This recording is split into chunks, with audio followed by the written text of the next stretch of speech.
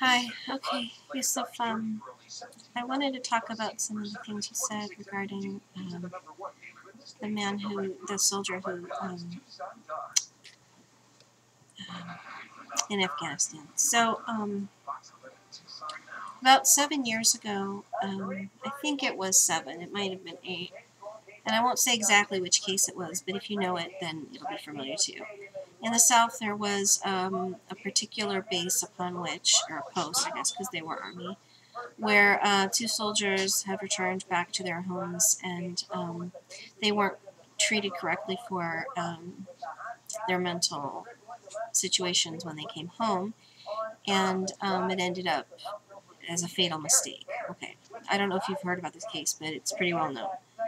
After that time, there was a surge of a really great program that had to do with helping soldiers, and they would actually do it right in the field, where they would basically, just like how at the beginning of an exercise, at the end of an exercise, they will impart the information by briefing you and then, depart by debriefing you.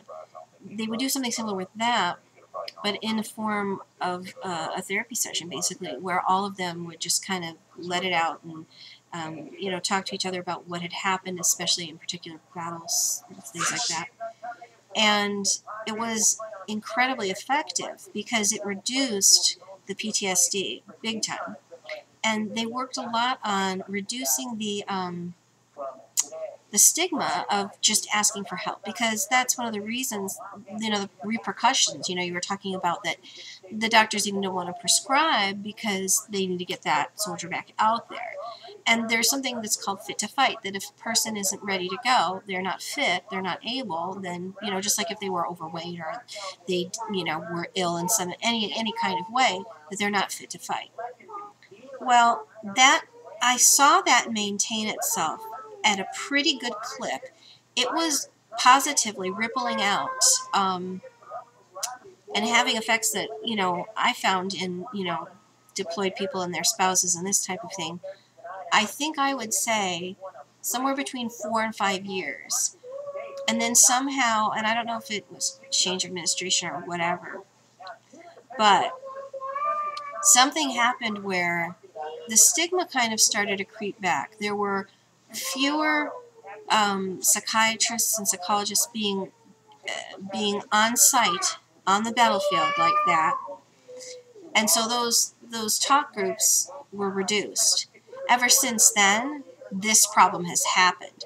So because they reduced the funding for what they're trying to do, that's why, which is a tragedy. So yeah, about how veterans are treated, it's horrible.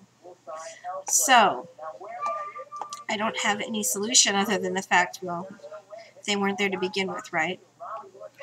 But it was a far better way that they had worked with that situation, and particularly reducing the stigma.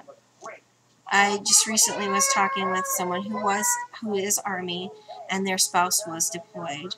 They had come back after 3 tours. They had not sought assistance, even though they had been diagnosed with PTSD, because they didn't want the social stigma and the repercussions that come from that. They finally did when their marriage was totally on the rocks, and that person's just barely getting themselves back to some semblance of them feeling like themselves. So the stigma is back, and there's fewer people helping. I have no good news for you, but that's why. So thanks for talking about it, because it definitely needs to be known. And